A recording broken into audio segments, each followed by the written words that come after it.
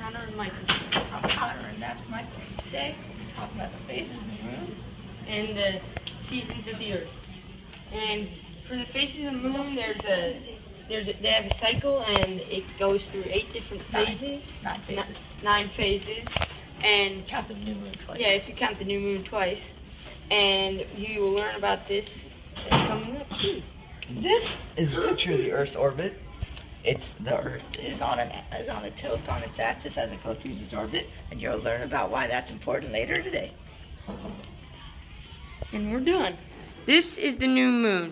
And that means that all the moon we can see is dark, and the other half of the moon is bright. And the light will move from right to left.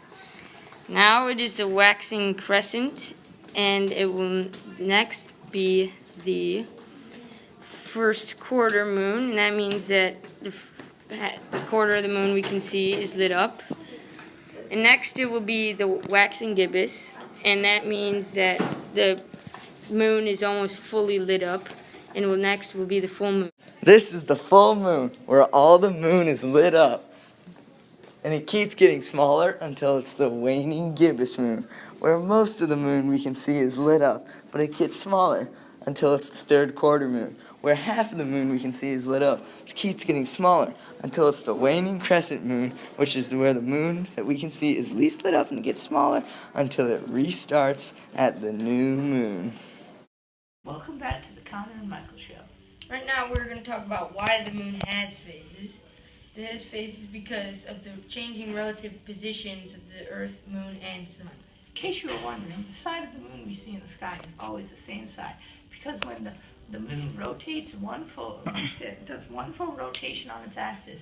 In the same amount of time, it does one full revolution through its orbit. And it gets the light from reflecting it off of the sun. That's how we can see it. We are going to talk about the seasons on the planet, and how the main reason that there are seasons is because the Earth axis is on a tilt. Yep. And so first, this black dot is us in Chicago, Illinois. That's the Earth, and that's the sun. And so the Earth is tilted, and we are going to start off in the December solstice. And during the December solstice, Chicago is in winter because the most direct sunlight is on the southern hemisphere, and it's more dark where Chicago is. And then as the Earth spins on its orbit, then it goes to the March equinox. And since it's tilted this way, both southern and northern hemispheres have the same sunlight, and each day is equally as long. And then now we are going to the June solstice. So, as the Earth continues to revolve on its orbit and tilt, we'll get to the June solstice, where in the northern hemisphere you get the most direct sunlight, where you'll be in summer, and in the southern hemisphere you get the least direct sunlight, where they're in winter. But in the northern hemisphere the days get longer and warmer. So as it continues to spin,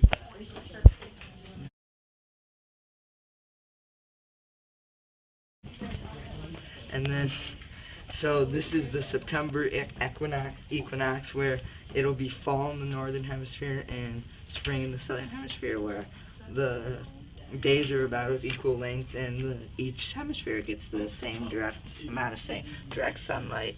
And so then it continues to revolve, and then it gets back to the start in the December equinox, and that's how the seasons work on the Earth.